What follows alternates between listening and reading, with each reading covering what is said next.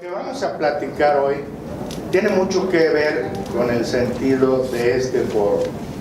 Este foro que habla de educación y cultura en los espacios que habitamos. Y estamos en una celebración, en una fiesta de la cultura maya. El espacio donde se educa, el espacio donde se aprende entre los mayas es su casa. Su casa es su templo, es su escuela, su casa es su símbolo del universo. Y me voy a permitir presentarles un poco de cómo dentro de este contexto los mayas van aprendiendo tantas y tantas cosas que les permiten llegar a ser en la cúspide de su civilización los grandes astrónomos que hoy celebramos en sus construcciones, en sus pirámides, en sus edificios orientados y demás. Ahí dice más, por favor. Todos estos reconocimientos que se les ha dado a los mayas, pues porque lo han dejado plasmado de alguna manera en edificios, en códices, en estelas, siempre ha presentado una gran interrogante. ¿Cómo lograron ese conocimiento sin más herramientas de observación que sus propios ojos? Quizá algunos momentos de manera no se ha encontrado ningún instrumento especializado en ninguna de las zonas en las áreas mayas, ni en códices ni en ninguna otra parte. Incluso en los libros que posteriormente se escriben en letras latinas en lengua maya, no existe una explicación de cómo lo hicieron. Las hipótesis que se manejan, algunas hipótesis me siento entre ustedes. Lo que necesitan es oír mi voz y ver para ahí. Las hipótesis que se manejan siguen siendo poco convincentes. Una de las hipótesis es que la observación la hacían directamente, viendo el sol.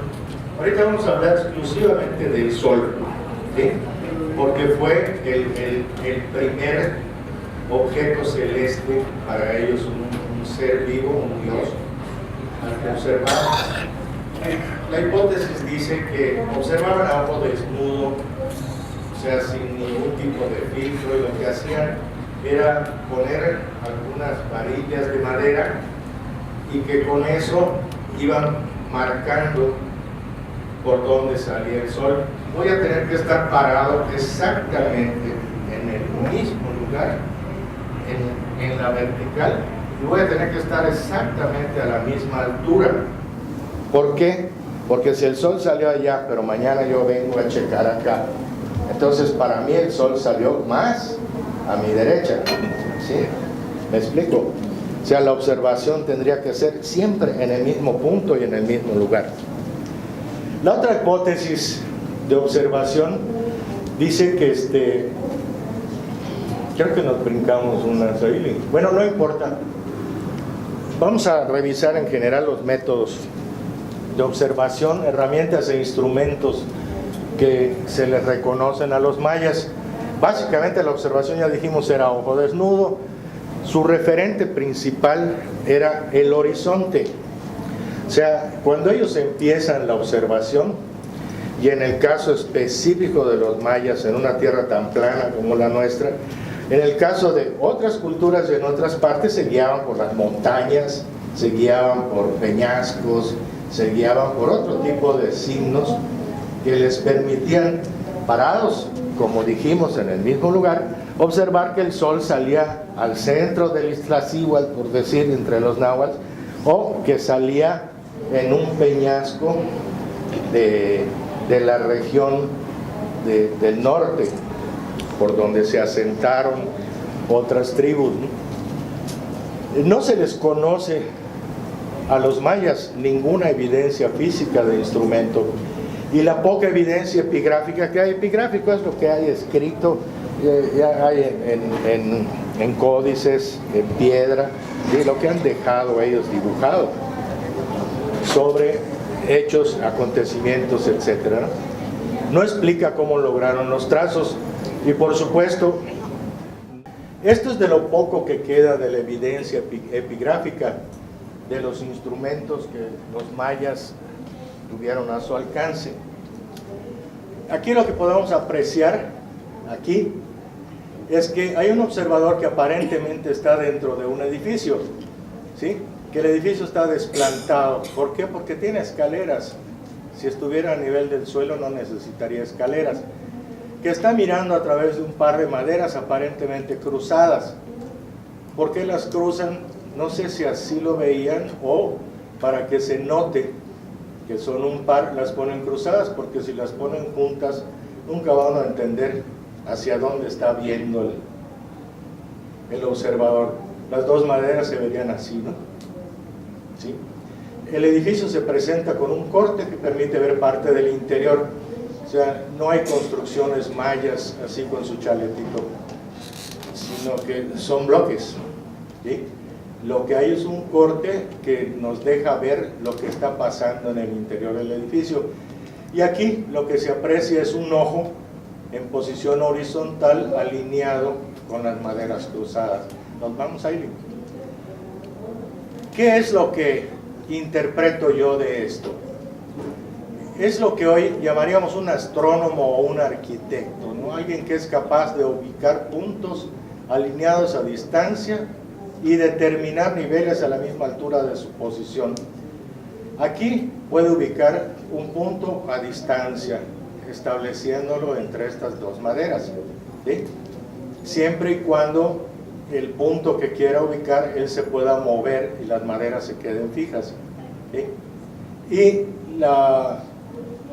el nivel, si él pone su ojo totalmente horizontal, que coincida con nuestra mirilla, ¿sí? Puede tener cierto grado de nivelación. Ahora la bronca viene cuando nos preguntamos si así observaban, cómo ubicaron este edificio de piedra antes de tenerlo, aceptando que así observaban. ¿Cómo le hicieron para ubicar este edificio? ¿Cómo le hicieron para saber que ahí debería estar para que pudieran observar? Nos vamos. Y aquí tenemos una primera evidencia que nos da pistas de cómo pudieron haberlo hecho. Este es un corte, un esquema de Huachactún. Huachactún es una ciudad preclásica temprana, descubierta en 1916, que está en Guatemala. Y una de las cuestiones más interesantes que tiene es que este es el primer observatorio registrado de los mayas. O sea, es el primero y uno de los más antiguos, quizá el más antiguo. ¿Qué es lo que nos muestra Huachactún? Nos muestra un templete central aquí, que es la estructura 7, llamado también Templo de los Mascarones. Este se lo señalo porque luego lo vamos a volver a ver. Y al frente tiene una tríada de edificios a donde se supone que desde este punto de observación fijo el observador podía ver el solsticio de verano en junio 21, podía ver los equinoccios en septiembre y en marzo, y podía ver el solsticio de invierno aquí en diciembre 21-22, ¿sí? Esto plantea la certeza de que podían ellos ya ubicar estos puntos, pero no explica cómo lo hicieron. Lo que he hecho es ir recogiendo pistas de cómo creo que lo pueden haber hecho. Saily. Esta es la estructura E7 que les enseñé en el anterior, que les dije, fíjense bien, es donde está el punto fijo de observación, y esto vendría a corresponder, ¿sí?, a la estructura del centro de la triada, a donde ellos veían los equinoccios. La primera pista de que podían ellos registrar de alguna manera los caminos del sol es que aquí arriba todavía existen los agujeros de las maderas que sostenían una casa muy probablemente idéntica a la que existe hoy y que conocemos como Casa Maya. ¿Por qué? Porque los agujeros coinciden con los 4 postes principales, que se les llama los horcomes, ¿sí? Y que de alguna manera el tamaño que tiene esta superestructura es el tamaño a donde entra exactamente una casa maya promedio. Para poder entender un poquito más cómo van desarrollando esto y de dónde saco yo la idea de que sí conocían ellos los caminos del sol, vamos a ver un poquito de su visión cosmogónica. Los mayas siempre pensaron que la Tierra era plana y que era un rectángulo. Unos decían que era un cocodrilo, que estaba un cocodrilo divino sobre el cual estaba sentado todo y que este cocodrilo flotaba sobre el agua, etc. En lo que todos coinciden es que había 4 bacabes, que eran 4 hermanos que sobrevivieron a un diluvio en uno de los procesos fallidos de creación del hombre de maíz, y que estos 4 bacabes se le encarga a cada uno que cuide y marque cada una de las esquinas de la tierra, y le dan al del norte el color blanco, al del poniente el color negro, al del sur le dan amarillo, al del oriente, al del sur le dan amarillo y al del oriente le dan rojo. El cielo estaba sostenido por estos 4 bacabes, y dice Diego de Landa en su relación de las cosas de Yucatán que se les encarga, así textual lo dice, que le cuentan a él, que se les encarga a estos 4 que sostengan el techo para que no se cayese. Ellos interpretaban que el cielo estaba aquí arriba y que el horizonte era la orilla del cielo. Ahí donde estaba el horizonte, ahí terminaba el cielo y empezaba el rectángulo este de tierra. Ahí vivían estos bacabes, ¿sí? A donde estaba la orilla del cielo. El sol caminaba aquí sobre el horizonte, iba y venía, de norte a sur, de sur a norte, y todos los días salía por la orilla del cielo, subía y bajaba hacia el otro lado, hacia la otra orilla del cielo. Y en la noche daba la vuelta por abajo, pasaba por el Xibalbá, o sea, pasaba por el Averno, por el infierno de los mayas, y volvía a salir. Bueno, todo esto es exactamente lo que hay adentro de esta humilde casa. Ellos pueden identificar todo este mismo proceso aquí, y por eso puse la casa aquí, ¿no? Para que se observe, se aprecie cómo en el interior de la casa las 4 maderas principales representan a estos 4 bacabes, y cómo el camino del sol adentro de la casa, cuando sale el sol, entra luz a la casa, y entra un camino de luz que marca el movimiento que se va dando en el sol aquí adentro. Así lo van aprendiendo. Esta es una estructura muy semejante a la que pudo haber habido arriba del templo de los mascarones en Huachactún. Más que esta está ahí donde vive mi espíritu. Donde vive mi espíritu, un pequeño lugar que tenemos familiar, y que ahí hago mis cuestiones experimentales y de observación. Esta foto me gusta mucho porque aquí está la luna, está amaneciendo, aquí está, de este lado está el oriente, la foto es del 14 de agosto de este año, del 2014. El día 12 hubo un eclipse. El día 13 no pude tomar la foto de la luna porque cuando empezó a amanecer la luna ya estaba aquí atrás de los árboles y ya no salió. Entonces me esperé un día para sacarla. Pero eran días especiales para los mayas porque podían ver el sol y la luna al mismo tiempo. Y desde un lado de su casa veían el sol, del otro lado de la casa veían la luna. Eran los gemelos divinos, esos gemelos que están dentro de su visión también, ¿no? Los héroes gemelos.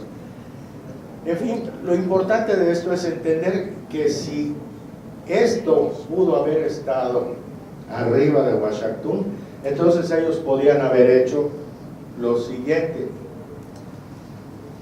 Esta es la misma casa, y aquí lo que estamos viendo es el sol en equinoccio entrando por la puerta de la casa, momentos antes de proyectar sombra nítida.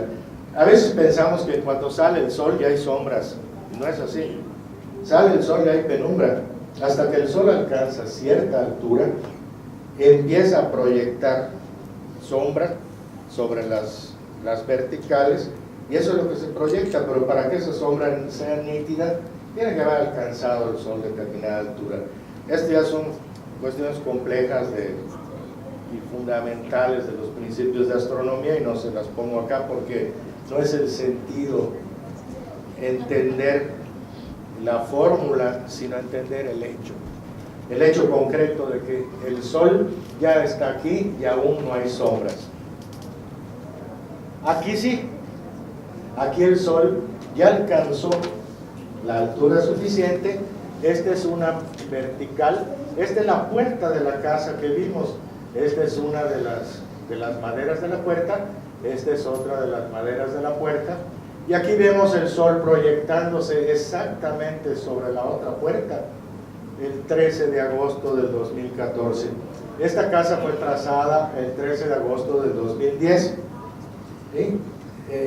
No les voy a contar qué pasó para que quedara orientada al 13 de agosto, no me lo van a creer, pero así está.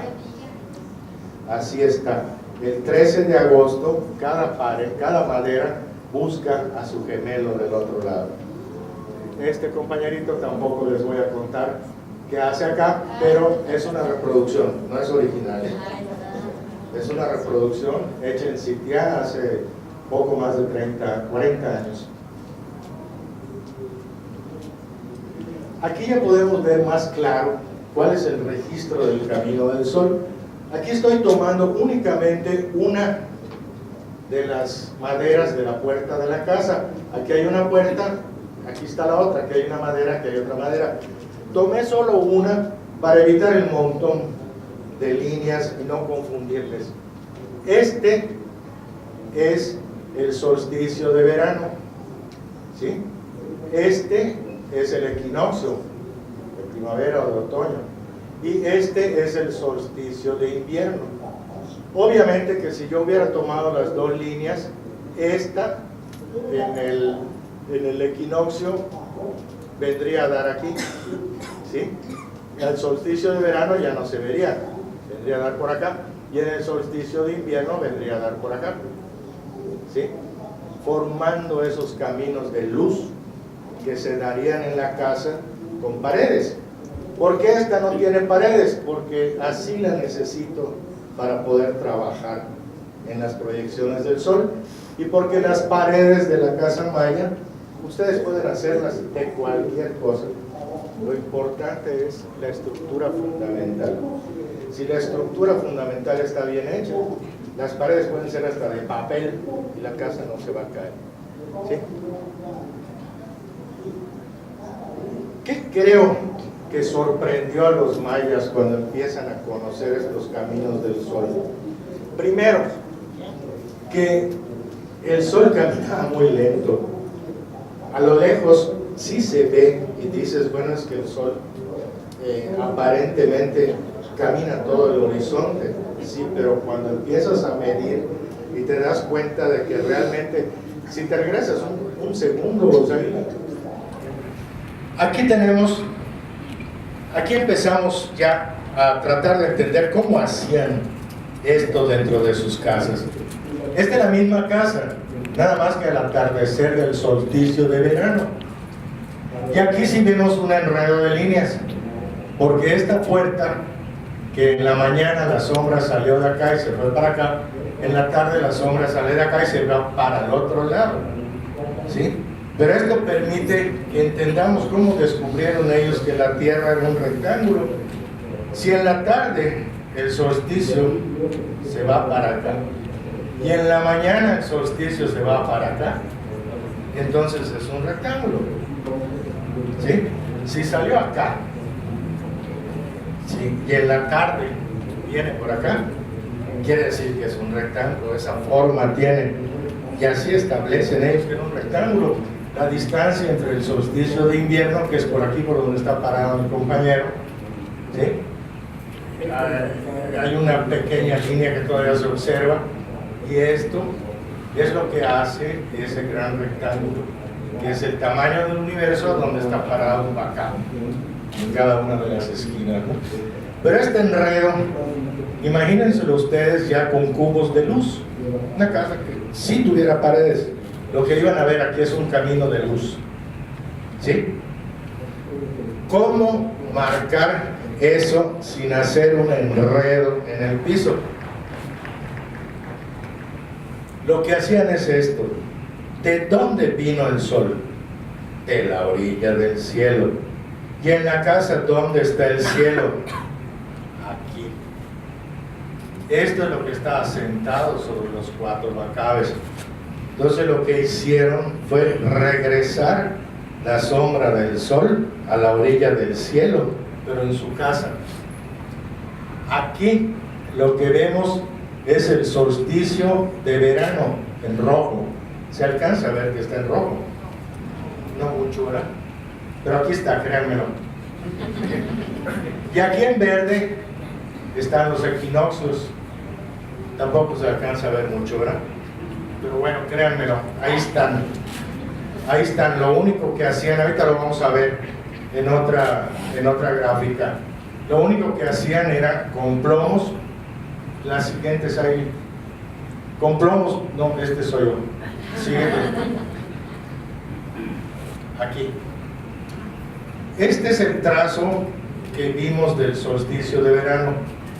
Aquí hay una estaca, una línea y un plomo. Este es el equinoccio. Aquí hay una estaca, una línea y un plomo. Si tomamos las dos maderas, ¿sí?, viene a dar aquí, y lo que hacemos es, se bajan los plomos de la línea de luz o de las líneas de sombra que se proyecten aquí abajo. Subirse, treparse hacen, como dicen ellos. Trepas la sombra y lo marcas en el cielo. Lo regresas a donde estaba. ¿Se acuerdan de la gráfica de la visión cosmogónica? Si salió por la orilla del cielo de la casa grande, márcalo en la orilla del cielo de tu casa. Esa era la similitud que usaban ellos en su sabiduría entre el universo general y el universo personal, entre el gran universo y mi universo, mi casa, ¿sí? Y subían las medidas del sol. Ahora sí, regrésame a donde estoy yo, al menos que yo salga. Este es un instrumento de trazo de líneas del siglo XIX, del siglo pasado. ¿Qué es? Básicamente es un tripié. Aquí arriba tiene un telescopio. Ese telescopio está sentado sobre un cuadrante que está medido en grados. A veces trae una brújula adaptada, este no la tiene, aparte manejo la brújula, y tiene un plomo que baja a un punto que se llama banco de trazo. Este es un tránsito o teodolito de mediados del siglo pasado. Aquí el aparato está fijo, ¿sí? El observador está fijo y el telescopio es el que gira, ¿sí? Hace esto para que podamos fijar puntos. ¿Sí? Ahora sí, vámonos a la casa. En la casa, estos puntos están fijos. Este punto, que pudiera ser la mirilla, está fija. Y el que se va a mover es el observador. ¿Sí? El observador se va a parar aquí, o aquí, o aquí. ¿Sí? Para poder regresar a ver por dónde vino el sol.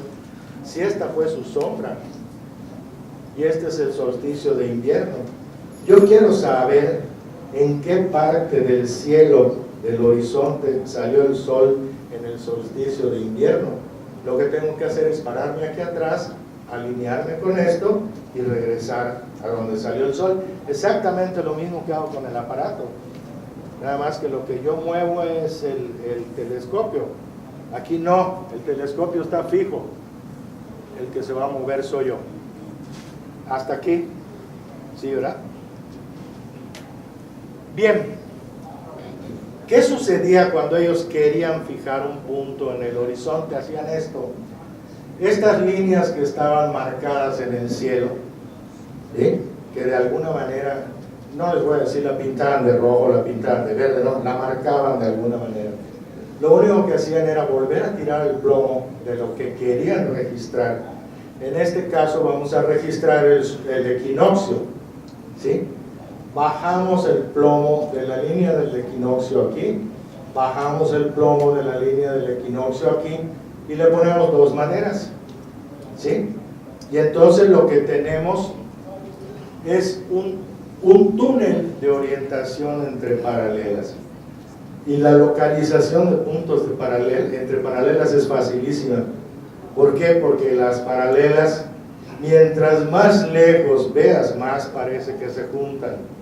Si se han fijado cuando van por la carretera y la carretera es muy recta y ves la carretera a lo lejos, dices, no, que las paralelas no se unen nunca. Sí parece que van a chocar. Bueno, no, aquí está parado el observador atrás de esas líneas. Aquí está la puerta por donde entró el sol, que marcó estas sombras que se subieron al techo y que cuando se necesitan se bajan con plomos, ¿sí? Y este observador lo que hace es, hazme grandota esta. Aquí hay un auxiliar, este negrito, ¿lo ven? Ese auxiliar tiene una baliza roja en la mano. Me imagino que no la ven, yo tampoco, pero la tiene. Y lo que está haciendo es alineando estas maderas. La foto está tomada desde un lado, por eso no se ve que él está alineando esta madera con esta y esta madera con esta. Ahorita lo vamos a ver. Y el negrito está acá con su baliza roja. Ahora sí, nos vamos a la siguiente. Pásala. Sí, ya la grandota. Aquí ya el observador está parado más o menos al centro. Aquí hay una de las varillas alineada con la puerta, ¿sí? Lo que puede alinearse de una manera que no es recta, pero que sí es vertical, ¿sí? Y aquí se ve la otra madera y la otra puerta. Aquí ya hay una alineación vertical. ¿Cómo podemos saber que realmente se está alineando?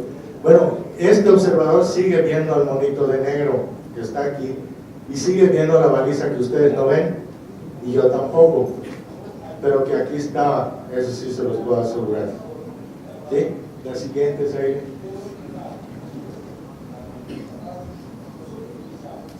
Aquí ya podemos ver más claro el efecto de la alineación entre paralelas. Fíjense dónde está esta casita. Fíjense dónde está el camino. Aquí, esta madera que ven aquí es la que bajé del cielo, ¿sí?, con el plomo, para poder alinearla con la puerta exactamente por donde pasó la sombra en el equinoccio, ¿sí? Y esta es la otra madera de la puerta. Fíjense dónde va a ir a dar esta casita cuando yo alinee este poste de aquí con este, y a dónde va a ir a dar el camino, ¿sí? A ver, ahí la casita se movió, ¿sí? ¿Se acuerdan que estaba de este lado? Pasó acá, y el camino estaba aquí al centro, pasó acá. A ver, regrésate a donde están las dos puntas.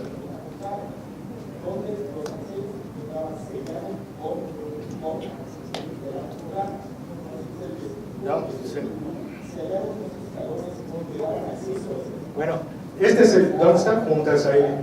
Este es el proceso de alineación entre paralelas, ¿sí? Aquí la casita está acá, aquí la casita está acá, pero cuando yo pongo al mismo tiempo las dos, se forma ese callejón de paralelas. Y a donde yo me pare dentro de las paralelas, el fenómeno del equinoccio que va a ser aquí en el centro, lo voy a ver. O sea, mi punto de observación va a ser cualquier parte entre estas dos maderas que son paralelas, alineadas con estas dos de atrás que también son paralelas. No sé si logro, a ver, esta silla me puede servir. Yo ya alineé esta pata con esa pata, con esta pata, con esta pata, ¿sí? Esta es la puerta de la casa y estas son las líneas que bajé del cielo.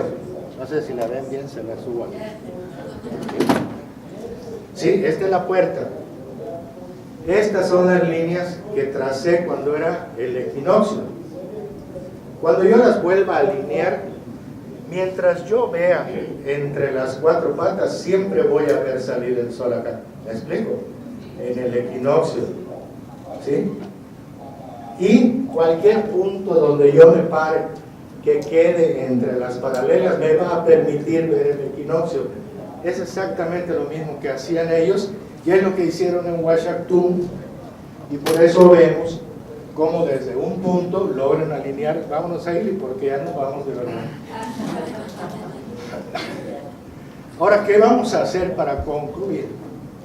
Vamos a conjuntar la evidencia científica, como harían los forenses, ¿no?, y la circunstancial o empírica recogida en la observación de los posibles escenarios, ya sea Washington o esa casita que les enseñé.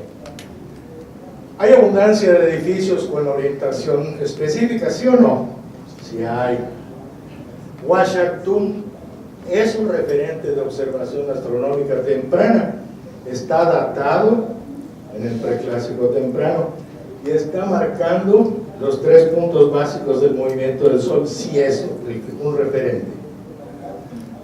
Los registros de los caminos del Sol en una estructura de casa maya contemporánea se parecen a las líneas que vimos en Washington. Sí. ¿Pudieron ser tomados adentro de la casa? La evidencia dice que sí. La preexistencia de antigüedad de la casa con respecto a sus primeras edificaciones de piedra. Hay mucho que pensarle. ¿Qué fue primero, su casa o sus palacios y sus pirámides? ¿Qué creen? ¿Por qué? Las casas, porque de las casas se basaron para construir, ¿no? La ubicación de Pues, cada templo. te lo voy a poner más simple. ¿Era uno el que construía o eran un montón? ¿Dónde vivía ese montón que construía? En alguna parte. Entonces primero tuvieron casa y luego pirámides. Así de simple.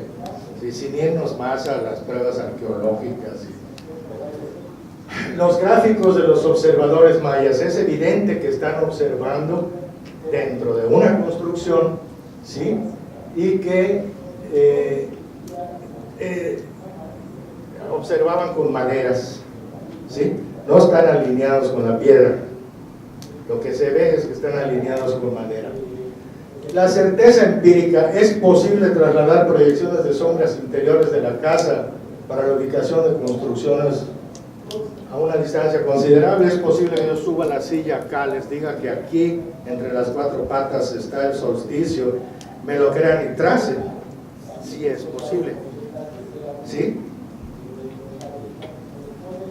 En conclusión, es perfectamente posible que los mayas prehistóricos del formativo muy temprano, entre el 3000 y el 2000 antes de nuestra era, pudiera haber utilizado su propia casa para la observación indirecta del Sol y así aprender sus caminos. Es también muy factible que estos registros indirectos en el interior de su casa les permitieran el traslado a puntos de horizonte importantes para ellos, como solsticios, equinoccios o cualquier otra posición intermedia, como es el caso de los edificios que a partir del surgimiento de la arqueoastronomía se han ido registrando fundamentalmente en fechas como 13 de octubre, que 260 días después, el 30 de abril, vuelve a pasar el sol exactamente por el mismo lugar. Eso es lo que ellos le llamaban los días gemelos. O el 30 de octubre, el 12 de febrero y el 30 de octubre. Sucede lo mismo. Hay 260 días y vuelve a pasar el sol exactamente por el mismo punto del horizonte y proyecta la misma sombra en su casa. Esto lo que les permitiera tener puntos intermedios. Se habla de que tenían múltiples calendarios, como nosotros tenemos calendarios estacionales, calendarios semanales, calendarios litúrgicos, calendarios mensuales, calendarios solares, calendarios lunares, ¿sí? Pero básicamente es el mismo, es el tiempo dividido en pedazos. Los mayas sabían hacer eso. Creo con bastante certeza de ciencia, por todos los elementos que puedo conjugar, que los mayas aprendieron los caminos del sol por el método indirecto de las sombras proyectadas, y que fue su ancestral casa el modelo de aprendizaje que utilizaron no solo para establecer el camino del sol, también para ellos era una visión del tamaño y forma del universo. ¿Se acuerdan de la gráfica de visión cosmogónica? Y por supuesto, yo, al menos yo, no tengo la menor duda de que su casa fue su primer calendario. Muchas gracias.